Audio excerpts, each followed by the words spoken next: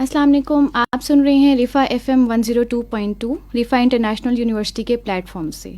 Programme है रिफ़ा rehab show और मैं हूं आपकी मेज़बान डॉक्टर रमशा तारिक।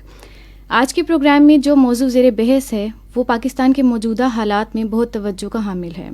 आज हम बात करेंगे डेंगू बुखार के बारे में, उसकी क्या एहतियाती तदाबीर हो सकती हैं, उसकी तशख़ीस कैसे की जा सकती है और क्या इक़दामात उसमें उठाए जा सकते हैं जिससे हम अपने आप को बचा सकें। अगर हम डेंगू बुखार की बात करें तो ये देखा जाएगा कि डेंगू का वायरस डेंगू मच्छर के ज़रिए किस तरह से मुतासिर कर रहा है इंसानी जिस्म को।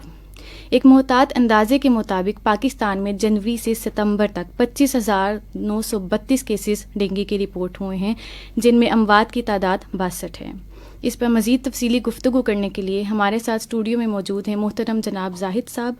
आपने मास्टर किया है बायोकेमिस्ट्री में, इसके अलावा आपने एमफिल किया है बायोकेमिस्ट्री एंड मॉलिक्यूलर बायोलॉजी में।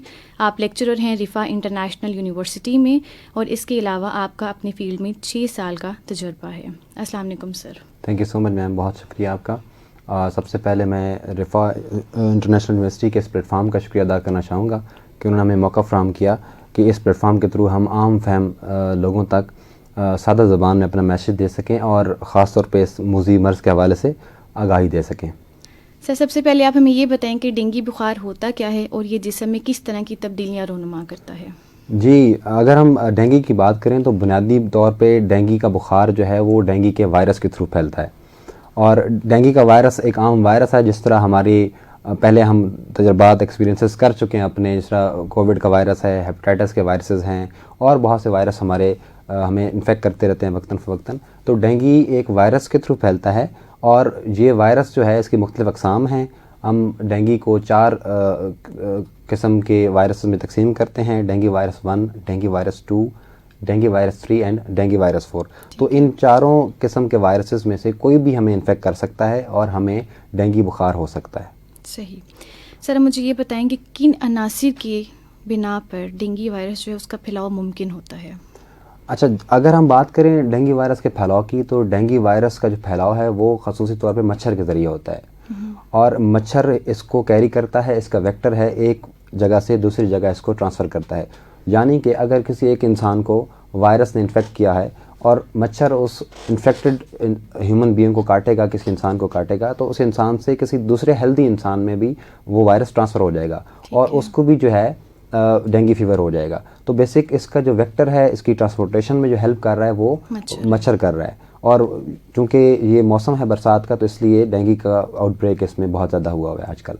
ठीक है सर, जैसे आपने जिक्र किया कि बरसात का मौसम है, तो एक हालिया अंदाजे के मुताबिक ये भी देखा गया है कि कुल जो डेंगू मरीज़ हैं उनमें से 80% मरीज़ जो हैं वो सितंबर के महीने में जो है उन्होंने रिपोर्ट किया है।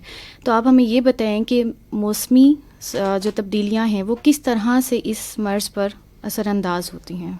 जी बिल्कुल, जैसा कि जो सितंबर का महीना रहा है, इस महीने में बहुत ज़्यादा बारिशें हुई हैं, मानसून का महीना था और साथ साथ पाकिस्तान में ख़ास तौर पे फ्लड की सिचुएशन रही, सैलाब की सिचुएशन रही। तो जब भी मानसून का महीना आता है, ये वायरस अमूमी तौर पे डेंगू की आउटब्रेक होती है, साथ साथ मलेरिया की आउटब्रेक भी होती है, वो भी मच्छर से फैलता है। तो इस सितंबर के मंथ्स में क्योंकि सैलाब बहुत ज़्यादा था और पानी जो ख़ास तौर पे इसके अफज़ाइश के लिए पानी की ज़रूरत होती है, तो बहुत ज़्यादा खुले रकबे के ऊपर पानी था, जिसकी वजह से इसका आउटब्रेक हुआ।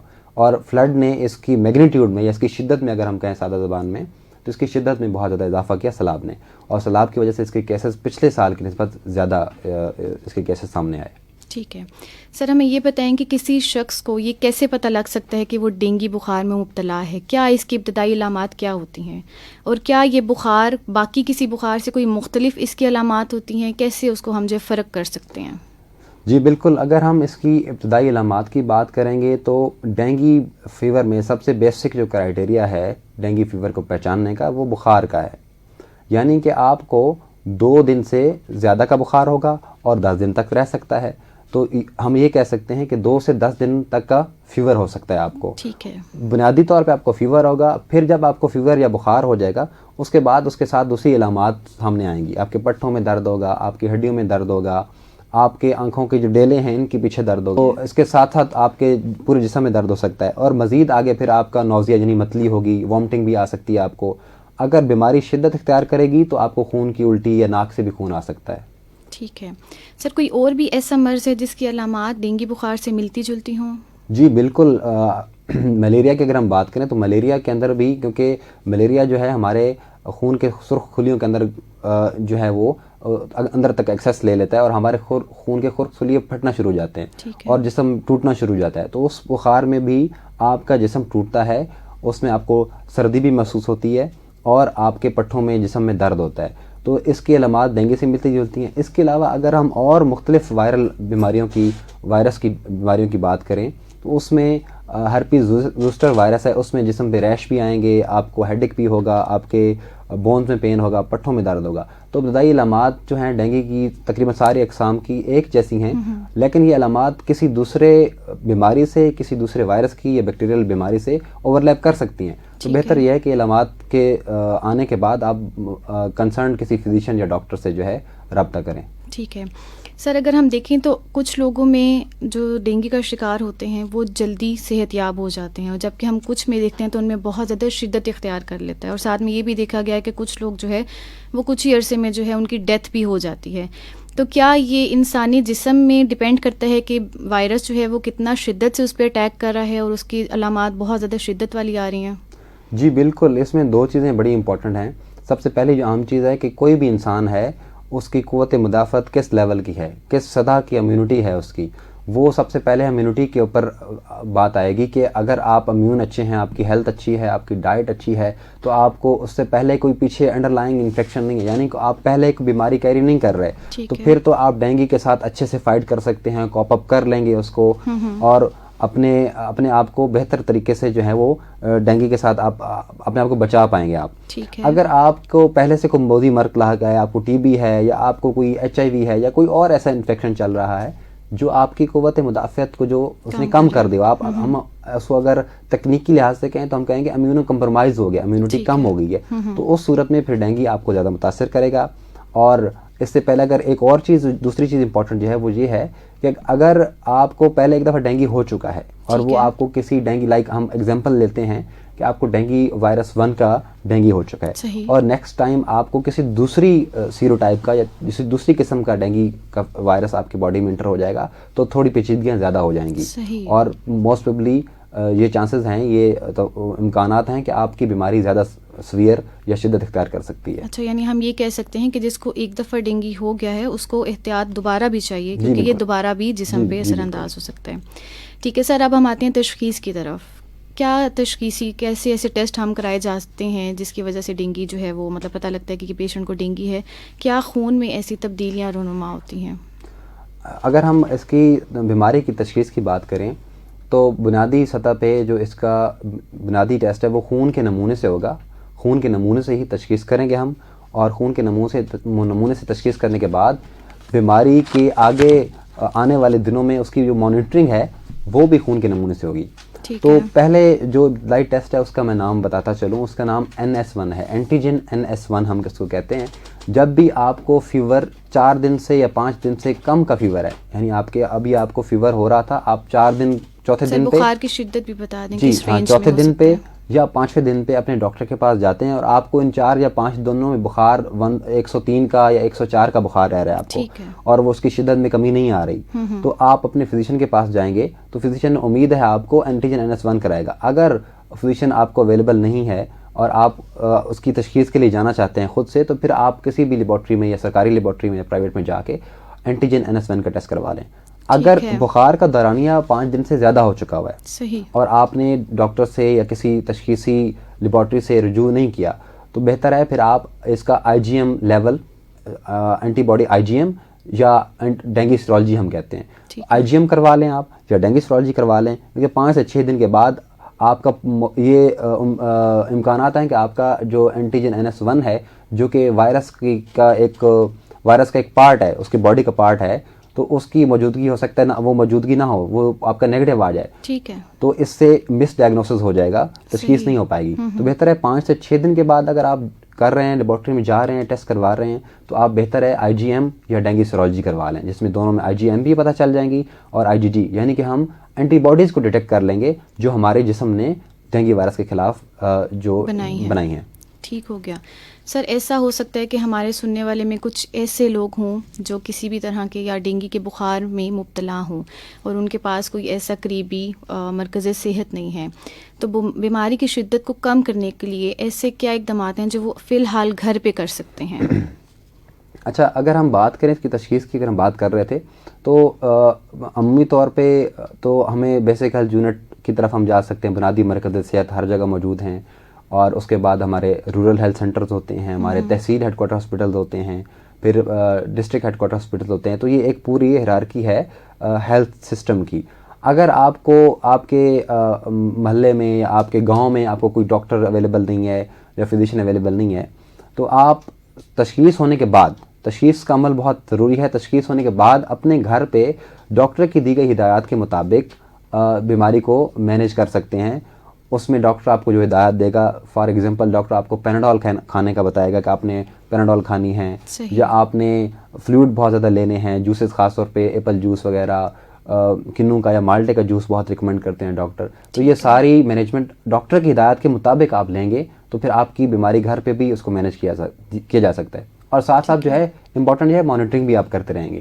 ٹھیک ہے سر, تھوڑا سا ہمیں اس بات سے بھی آگاہ کیجیے گا کہ سرکاری ہسپتال اس وقت اگر ہم پاکستان کی بات کریں تو سرکاری ہسپتالوں میں کیا سہولیات دی جا رہی ہیں ڈینگی کے مریضوں کو, یا جو تشخیص کے لیے آتے ہیں ان کے لیے کیا سہولیات فراہم کی جا رہی ہیں؟ جی بالکل, اگر ہم اس کی سروسز کی بات کریں کہ جو ہمارے سرکاری ہسپتال کس طرح سے ڈینگی کے حوالے سے کام کر رہے ہیں, تو ہر ہسپتال میں چاہے وہ ٹی ایچ کیو لیول پہ ہے, چاہے ڈسٹرکٹ ہیڈ کوارٹر لیول پہ ہے, یا اس سے زیادہ ڈویژنل ہاسپٹل ہے, وہاں پہ ڈینگی کاؤنٹرز بنائے گئے ہیں. ڈینگی کو بالکل الگ سے ڈیل کیا جا رہا ہے, یعنی آپ وہاں جائیں گے آپ ڈینگی کاؤنٹر سے رجوع کریں گے, اور پھر ہاسپٹل جو ہے وہ آپ کو فیسلٹی پرووائڈ کرے گا لیبارٹری ٹیسٹ کی.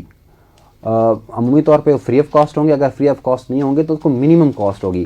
اور خاص طور پہ ابھی اگر ہم بات کریں ابتدائی تشخیص کی, تو اینٹیجن NS1 جو ہے وہ سرکاری ہسپتالوں میں فری ہو رہا ہے, فری آف کاسٹ کر رہے ہیں. اس کے ساتھ جو مانیٹرنگ ٹیسٹ اگر ہم بات کریں گے, مانیٹرنگ ٹیسٹ کی CPD جو ہے وہ آپ کو وہ بھی 90 روپیز میں تقریباً 90 روپے میں وہ کر کے دے رہے ہیں. تو سرکاری ہسپتال سے رجوع کرنا بہتر ہے بجائے کہ آپ کسی نجی سیٹ اپ میں جائیں. اچھا سر, جیسے کچھ بیماریاں جو ہیں وہ ایک بندے سے دوسرے بندے کو بھی لگ سکتی ہیں, تو کیا ڈینگی بخار ایسی بیماری ہے کہ اگر اس میں کوئی مبتلا ہو گیا ہے تو ہم نے اس کو باقی گھر والوں سے الگ رکھنا ہے؟ کیا یہ ایک سے دوسرے کو لگ سکتی ہے؟ اچھا, میں واضح کرتا چلوں کہ یہ اچھوت کی بیماری نہیں ہے. جس طرح اگر ہم بات کریں ٹی بی کی, کہ ٹی بی ہے یا کرونا ہے, وہ آپ نے اگر کوئی چیز یوز کیا ہے, کوئی برتن یوز کیا ہے, کوئی ٹاول یوز کیا ہے, اس سے ایک ہیلدی انڈیویجول کو بھی وہ بیماری جو ہے لگ سکتی ہے. اس کیس میں بیماری لگنے کا ایک ہی چانس ہے کہ اگر کسی متاثر شدہ شخص کو مچھر کاٹ جائے گا تو آبویس ہے کہ وہ ڈینگی کا مچھر جو ہے اس کے اندر چلا جائے گا, ڈینگی کا وائرس جو ہے مچھر کے اندر چلا جائے گا. پھر وہ مچھر کسی بھی ہیلدی انڈیویجول کو, کسی عام صحت مند انسان کو کاٹے گا تو اس کو بھی ڈینگی ہو جائے گا. تو اگر گھر میں کسی کو ڈینگی ہو چکا ہوا ہے تو آپ کوشش کریں ان کو الگ رکھیں, اس کو مچھردانی کا استعمال کر سکتے ہیں. ماسکیٹو بھگانے کے لیے جو ہم آئل وغیرہ یوز کرتے ہیں وہ آپ یوز کر سکتے ہیں, یا فائل وغیرہ جلا سکتے ہیں, تاکہ وہ مچھر جو ہے اس کو کاٹ کے فیملی کے کسی دوسرے صحت مند فرد کو نہ کاٹے. ٹھیک ہے سر, ہمیں اس بات سے بھی ہمارے جو عوام ہیں ان کو آگاہ کر دیں کہ ڈینگی میں ایسی کیا شدت ہو جاتی ہے کچھ لوگوں میں جو موت کا باعث بن جاتی ہے, کیونکہ سننے میں اگر ہم دیکھیں تو ہم بہت زیادہ سنجیدہ بھی بیماری کو نہیں لیتے جب تک کہ وہ بہت زیادہ پریولنس نہ ہو جائے. تو ایسی کیا وجوہات ہیں جو پیشنٹ کو موت کی طرف لے جاتی ہیں, مطلب یہ اتنی خطرناک بیماری ہے ڈینگی بخار؟ اچھا, سب سے پہلے تو کسی بھی بیماری کے لیے یہ امپورٹنٹ ہے, اہم ہے کہ آپ علامات کا جیسی آپ کو ظاہر ہوں آپ کسی متعلقہ ڈاکٹر سے, کسی معالج سے رجوع کریں. اگر آپ خود سے سیلف ٹریٹمنٹ شروع کر دیں گے کسی بھی بیماری کے کیس میں, تو یہ واضح ہے کہ اگر آپ خود سے سیلف ٹریٹمنٹ کریں گے تو وقت گزرنے کے ساتھ ساتھ اس کی علامات میں سیویرٹی بھی آ جا سکتی ہے. اور یہ بھی ممکن ہے کہ جو میڈیسن آپ کھا رہے ہیں, خاص طور پہ اگر ہم ڈینگی کی بات کریں, اگر ڈینگی میں آپ اینٹی بایوٹک شروع کر دیتے ہیں تو اینٹی بایوٹک تو اس میں ریکمینڈڈ نہیں ہے. آپ کا کیس ڈینگی کے کیس میں مزید جو ہے وہ سویر ہو جائے گا, مزید آپ کی کمپلیکیشنز پیچیدگیاں بڑھ جائیں گی. تو بہتر یہ ہے کہ علامات ظاہر ہوتے ہی ایز سون ایز پاسبل, جتنا جلدی ممکن ہو, آپ اپنی فزیشین سے ڈسکس کریں.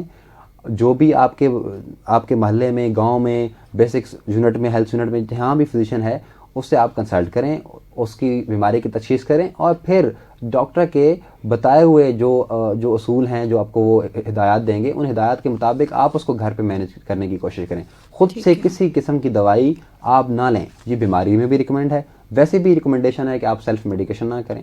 آپ سیلف میڈیکیشن کریں گے تو مزید پیچیدگیوں کی طرف بات جائے گی. ٹھیک ہے سر، یہ قادر صاحب ہمیں سن رہے ہیں اور ان کا یہ سوال ہے کہ اس بیماری سے بچوں کو کس طرح سے بچایا جا سکتا ہے، یا جو مائیں ہمیں سن رہی ہیں، کیونکہ بچے تو یہ ہیں کہ گھر سے باہر بھی وہ جائیں گے، انہوں نے کھیلنے بھی جانا ہے، اسکول گوئنگ ہیں بچے، اسکول بھی انہوں نے جانا ہے، تو آپ ہمیں یہ بتائیں کہ ایک ماں جو ہے وہ اپنے بچے کو کس طرح اس بیماری سے بچا سکتی ہے. جی، اگر بچوں کی حد تک بچاؤ کی بات کریں تو ہم کیونکہ بچوں کو اگر ہم ماسکیٹو ریپیلنٹ لگائیں گے تو وہ اسمیل بھی کرے گا، بچے اریٹیٹ بھی ہوں گے، کھائیں گے، اور بچے وہ آبویسلی جب کھاتے ہیں تو جسم پہ ہاتھ لگاتے ہیں تو اس سے اور پیچیدگی ہو سکتی ہے. تو بچوں کے لیے سب سے پہلے بچاؤ کا ہم یہ کر سکتے ہیں کہ ہم ان کو جو قمیض پہنا رہے ہیں، جو شرٹ ہے یا شلوار قمیض ہے، وہ پوری ہو، یعنی آستینیں پوری ہوں. بچوں کا جسم جتنا ڈھکا ہوا ہوگا اتنا مچھر کے کاٹنے کے چانسز کم ہوں گے. تو اس طریقے سے ہم ان کو بچا سکتے ہیں. دوسرا، یہ مچھر خاص طور پہ صبح جلدی ارلی ٹائم، جس کو ہم ڈان ڈسک ٹائم کہتے ہیں، صبح کا ٹائم اور شام کا ٹائم، ان دونوں وقت میں عمومی طور پہ یہ مچھر کاٹتا ہے.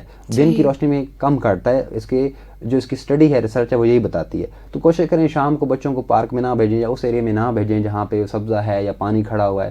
تو آپ بچوں کو پارک جانے سے روکیں. کوشش کریں ان خاص طور برسات کے موسم میں پارک وغیرہ کا وزٹ نہ کریں، اور پوری آستینوں والی قمیض پہنائیں. میرے خیال میں یہ ہم اگر احتیاطی تدابیر کریں گے تو ہمارے بچے سے بچ سکتے ہیں. تو سر ابھی تو ہم نے یہ کہا کہ ڈینگی جو ہے وہ ہوگا اور کچھ احتیاطی تدابیر ہیں، اگر ہو گیا تو اس کے بعد جو دوائیاں ہیں یا خوراک میں تھوڑی بہت تبدیلی جو ہے اس سے ہم اس کو کیور کر سکتے ہیں. تو کیا اس کے لیے کوئی ویکسین بھی مارکیٹ میں ہے، ہسپتالوں میں کوئی اویلیبل ہے؟ جی بالکل، جس طرح باقی بیماریوں کے لیے بھی ویکسین پہ کام ہوتا ہے، ویکسین آ جاتی ہے. جس طرح کووڈ کی ویکسینز ڈیولپ ہوئیں، ہم نے ویکسینز لگوائیں، کافی حد تک کمیونٹی ڈیولپ ہو گئی. اور اگر ہمیں بیماری ہوئی بھی تو مائلڈ ٹائپ کی بیماری تھی، یعنی شدت بہت کم تھی. ابھی تک ڈینگی کی ویکسین کے اوپر کام چل رہا ہے، لیکن کوئی کامیاب ویکسین جو ہے وہ مارکیٹ میں اویلیبل نہیں ہے. اس کی کیا وجہ ہو سکتی ہے؟ اس کی جو بنیادی وجہ یہ ہے کہ جو ڈینگی کا وائرس ہے، ڈینگی کے وائرس کے اندر وراثتی تبدیلیاں آتی ہیں. صحیح. اس کا میک اپ ہر کچھ وقت کے بعد چینج ہوتا ہے. تو اس میں توجہ اتنا زیادہ ہے، اس لیے فی الحال اس کی ویکسین کے اوپر کامیابی نہیں ہو پائی. ٹھیک ہو گیا. سر آخری سوال ہے آپ کا، پھر ہم جو بھی ہمیں سن رہے ہیں سامعین ان کے سوالوں کی طرف آئیں گے. آپ ہمیں کچھ احتیاطی تدابیر بتا دیں، کچھ تجاویز دے دیں کہ ہم اپنے آپ کو انفرادی طور پہ یا اجتماعی طور پہ اپنے آپ کو، اپنے ارد گرد رہنے والوں کو ایز اے کمیونٹی یا اپنے ملک میں اس بیماری کو کس طرح سے، کن اقدامات کے تھرو جو ہے وہ ہم کم کر سکتے ہیں یا بچا سکتے ہیں خود کو. جی بالکل. سب سے پہلے تو یہ ہے کہ اگر آپ کوئی بھی بیماری آتی ہے کسی ملک میں، کسی علاقے میں، سب سے پہلے ہم پینک کرتے ہیں. ہمیں بالکل پینک نہیں کرنا. ٹھیک ہے. اگر ہم پینک کریں گے تو پھر سچویشن ہمارے لیے بہت مشکل ہو جائے گی. سب سے پہلے آپ پینک نہ کریں. دوسرا، آپ اس کے احتیاطی تدابیر پہ کام کریں. فار ایگزامپل اگر میں بتاتا چلوں، جس طرح ہمارے گھروں میں پانی کھڑے ہونے کی جگہ ہیں، کہیں پانی کھڑا ہوتا ہے فریج کے نیچے، روم کولرز کے اندر پانی کھڑا ہوتا ہے. برسات کے موسم میں ہم خاص طور پہ یوز نہیں کرتے لیکن پھر بھی پانی کھڑا رہتا ہے، اکثر ہم بھول جاتے ہیں. یا آپ کے گھروں کے آس پاس چھت کے اوپر پانی کھڑا ہوا ہے، یا کہیں آپ کے محلے کے اندر یا کسی سوسائٹی کے اندر آپ کے پاس کوئی تالاب وغیرہ ہے جہاں پہ صاف پانی ہوتا ہے، تو آپ کوشش کریں کہ اس پانی کا پہلے تو سورس ختم کریں. اگر سورس ختم نہیں کر سکتے تو کوئی پیٹرول کا، ڈیزل کا یا کسی ڈٹرجنٹس کا کوئی محلول بنا کے آپ چھڑک دیں، تاکہ وہ جو پانی کی سرفیس کے اوپر سطح بن جائے، آئل کی لیئر بن جائے گی. اور جو انڈے ہیں، جو انڈے دے گا مچھر وہاں پہ، وہ انڈے تلف ہو جائیں گے، کیونکہ اس کی افزائش تو پانی میں ہونی ہے. تو سب سے پہلے تو ہم نے مچھر کی افزائش کو روکنا ہے، اور وہ ہم روکیں گے اس طرح اپنے جو پریونٹیو میجر ہیں وہ کر کے. دوسرا، ہم سپرے کر سکتے ہیں. جس طرح پنجاب حکومت نے ڈینگی ٹیمز تشکیل دی ہیں، وہ مختلف علاقوں میں جا کے فاگنگ کرتے ہیں، مچھر بھگاؤ سپرے کرتے ہیں. اسی طرح ہم اپنے گھر میں بھی سپرے کر سکتے ہیں. دوسرا، ہم گھر کو کھلا رکھ سکتے ہیں. ہوادار اگر گھر ہمارا ہوگا تو مچھر کو چھپنے کی جگہ نہیں ملے گی. اور ہم سپرے بھی کریں گے، اور اینٹی ماسکیٹو اور باقی جو ہم ویسے بھی ہم عمومی طور پر سپرے کرتے رہتے ہیں، لیکن کوشش کریں برسات کے موسم میں اپنے گھروں میں سپرے کریں. اس کے بعد آپ فل آستینوں والی قمیضیں پہنیں، ماسکیٹو ریپیلنٹ لگائیں، مچھر دانی کا استعمال کریں. ٹھیک ہے. اور کوئی بھی گھر میں خاص طور پہ پانی کے اوپر فوکس کریں. گھر کے چھت پہ یا کہیں آس پاس پانی ہے تو پانی کا ڈرین جو ہے وہ نکاسی آپ کا سسٹم بہتر کریں، وہ پانی کو نکاسی آپ کو یقینی بنائیں. ٹھیک ہے. یعنی کہ پہلے آپ نے اس کو 2 اسٹیپس میں ہم ڈیوائڈ کر سکتے ہیں کہ پہلے تو مچھر کی افزائش نہ کریں، اور اگر آپ کو لگ رہا ہے تو پھر آپ نے جو ہے اس طرح کی احتیاطی تدابیر اختیار کریں. ٹھیک ہو. اچھا، ابھی میں تھوڑا سا اس کے نا ڈینگی کی تشخیص کے حوالے سے بات کر رہا تھا. چلوں ڈینگی کے ٹیسٹ کی ہم نے بات کی تھی، اینٹیجن NS1 کی. جی، اینٹیجن NS1 کی ہم نے بات کی کہ 2 سے 4 دن کا بخار ہے تو آپ اینٹیجن NS1 کرائیں. اگر 2 سے 4 دن سے زیادہ کا بخار ہے تو آپ IgM کروائیں. ٹھیک ہے. اب آپ کی بیماری کی تشخیص ہو گئی. دوسرا کام ہم نے جو کرنا ہے وہ مانیٹرنگ ہے. فزیشین آپ کو کہتا ہے کہ جی آپ اپنے گھر میں جائیں، یہ میڈیسن لیں اور ساتھ میں فلوئڈز وغیرہ لیں، جس میں جوسز وغیرہ لیں، اور ساتھ ساتھ مانیٹرنگ کریں. اب مانیٹرنگ ہم نے کس چیز کی کرنی ہے؟ بیسیکلی مانیٹرنگ ہم نے خون کے سفید خلیوں کی کرنی ہے، جس کو ہم پلیٹلیٹس کہتے ہیں. ہم پینک ہی تب کرتے ہیں جب ہمیں پتہ چلتا ہے کہ ہمارے خون کے سفید خلیے پلیٹلیٹس کم ہو گئے ہیں، مطلوبہ مقدار سے کم ہیں. یعنی کہ اگر ہم بات کریں مطلوبہ مقدار کی تو وہ 1,50,000 سے 3.5 لاکھ یا 4.5 لاکھ ہر لیبارٹری کی جو مختلف جو نارمل رینجز ہیں اس کے اکارڈنگ ہوتے ہیں. تو اگر آپ کے نارمل خون کے سفید خلیاں وہ کم ہو رہے ہیں تو آپ پینک نہ کریں.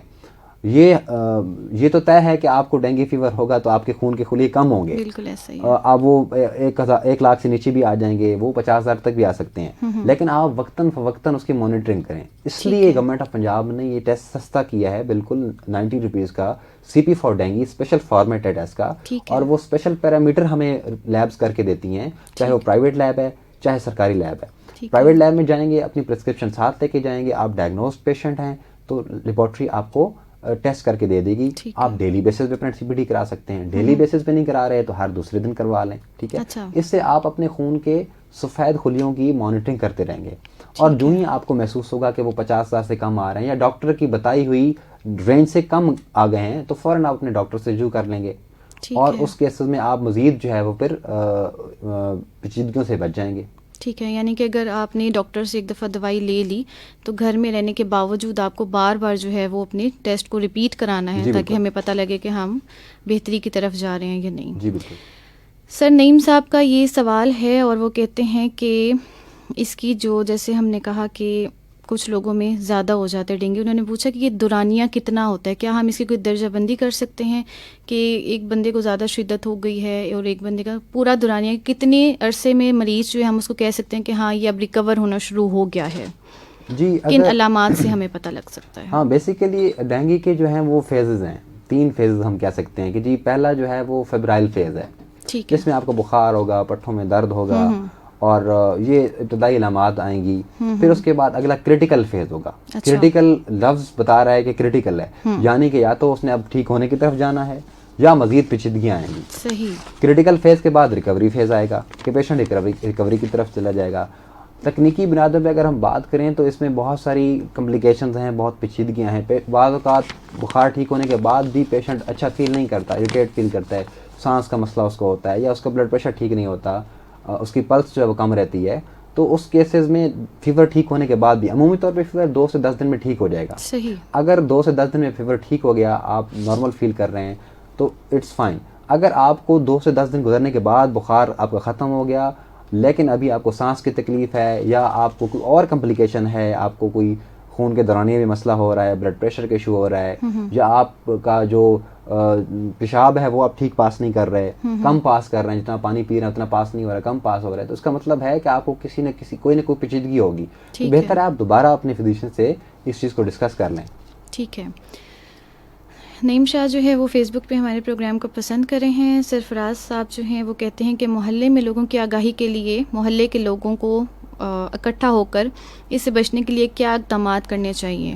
مطلب جو ہم نے بھی پہلے ڈسکس بھی کیا، ایک دفعہ آپ دوبارہ جو ہے ان کو سرفراز صاحب کو بتا دیں. جس طرح ہم نے احتیاطی تدابیر کی بات کی تو collectively as a team, as a nation, as a society ہم اس چیز کو ہم ڈیل کر سکتے ہیں کہ ہم آپ دوسروں کی ہیلپ کریں. یہ پینک سچویشن ہوتی ہے، خاص طور پہ سیلاب کی صورتحال ہے. ویسے بھی ہمارے پاکستانیوں کو گرم کپڑوں کی ضرورت ہے، کمبل کی ضرورت ہے، ان کو ادویات چاہیے، کیونکہ جب سیلاب آتا ہے تو عمومی طور پہ ایک بیماری نہیں کافی بیماریاں پھیلنا شروع ہو جاتی ہیں، انفلوئنزا، ملیریا. اور ویسے بھی ہمارا جو ہیلتھ سسٹم ہے اس کے اوپر کافی لوڈ ہے، کافی برڈن ہے کہ جہاں ہم ڈینگی کا سوچ رہے ہیں وہیں ساتھ سائڈ بائی سائڈ آپ کا ملیریا بھی چل رہا ہے. تو آپ کو ڈینگی کی تشخیص کے ساتھ ساتھ ملیریا کی تشخیص بھی کرنی پڑے گی. تو ہمارے ہیلتھ سسٹم پہ برڈن جو ہے، اور ساتھ میں اگر ہم تیسری وبا کی بات کریں تو گیسٹرو کی وبا بھی پھیلی ہوئی ہے, ہیضہ بھی بہت عام ہوا ہوا ہے. بالکل ایسا ہی تو یہ تینوں چاروں جو بیماریاں پھیلی ہوئی ہیں یہ برسات کی وجہ سے ہیں, پھر فلڈ کی وجہ سے اور جو ہے وہ لوڈ بڑھ گیا ہیلتھ سسٹم پہ. تو بجائے اس کے کہ ہم سارے کے سارا جو اپنی ذمہ داری ہے وہ کسی ہیلتھ سسٹم پہ ڈال دیں, ہمیں خود بھی ایک دوسرے کی ہیلپ کرنی چاہیے, اور کولیکٹیولی ہم ایک دوسرے کو اس چیز سے لڑنے کے لیے ہمیں ایک دوسرے کی ہیلپ کرنی چاہیے. اور خاص طور پہ احتیاطی تدابیر میں ہم ایک دوسرے کی ہیلپ کریں گے تو ہم اس سے بچ پائیں گے. خاص طور پہ اسپرے کی ایکٹیویٹی ہے, اگر آپ فاگنگ خود سے کریں, محلے میں اسپرے کروائیں, مل کے اکٹھا کوئی ٹیم بنا کے آپ کر سکتے ہیں. اور پانی کے جو ہمارے ریزروائر ہیں جہاں پانی کھڑے ہوئے ہیں, تالاب ہے, کوئی جوہڑ ہے, جہاں نکاسی آپ کا ٹھیک نہیں ہے, ڈرین ٹھیک نہیں ہے, آپ کو لگتا ہے کہ وہاں پانی کھڑا ہوتا ہے, گملوں میں پانی ہے, تو ان چیزوں کو آپ خود سے ایک ٹیم تشکیل دے کے اسپرے بھی کر سکتے ہیں, ان کو تلف بھی کر سکتے ہیں. ٹھیک ہے سر. یہ ارسلان صاحب کا سوال ہے کہ جس کو ڈینگی ہو جائے اس کو خوراک میں غذا میں کیا زیادہ استعمال کرنا چاہیے؟ جیسے آپ نے ذکر کیا کہ ہم جوس وغیرہ لے سکتے ہیں, کینو کا جوس ہو سکتا ہے, سیب کا جوس ہو سکتا ہے. اب جوس کا کوئی مقدار فکس ہے کہ یا بس ہم جوس زیادہ سے زیادہ لیتے رہیں؟ کوئی ایسا تو نہیں ہے کہ بھئی کوئی ایک فکسڈ اماؤنٹ ہے جس میں ہم نے لینا ہے؟ جی بالکل, یہ بڑا اہم سوال ہے, کیونکہ آبویس ہے آپ ایک حد سے زیادہ جب جوسز لیں گے اور پھر آپ کی ریکوری ہوگی.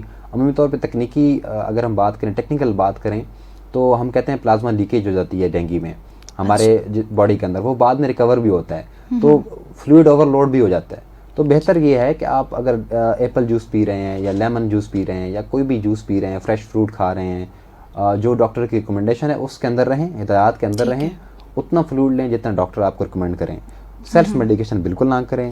خود سے خوراک میں کمی زیادتی کریں گے تو وہ بھی کسی قسم کی پیچیدگی کا باعث بن سکتی ہے. ٹھیک ہے, یعنی کہ اگر ہم نے فلوئڈ بھی لینے ہیں تو وہ بھی ہم نے زیادتی نہیں اس میں کرنی, بلکہ وہ بھی ایک نارمل رینج میں کرنے ہیں. بہت شکریہ سر. جیسا کہ آج ہم نے بات کی ڈینگی بخار کے حوالے سے, اس کی کیا ابتدائی علامات ہوتی ہیں, وہ کس طرح سے پھیلتا ہے, اس کی تشخیص کیسے ممکن ہے, اور کتنی شدت اختیار وہ کر سکتا ہے کہ وہ آپ کو موت کی طرف لے کے جا سکتا ہے, اس کو بچانے کے لیے ہم نے کیا کرنا ہے, یہ سب کچھ آج ہم نے جانا. سر آخر میں آپ اپنے سامعین کو کوئی میسج دینا چاہیں, کوئی بات ایسی ذہن میں ہو جو آپ کہیں کہ میں سامعین کو آگاہ کرنا چاہوں؟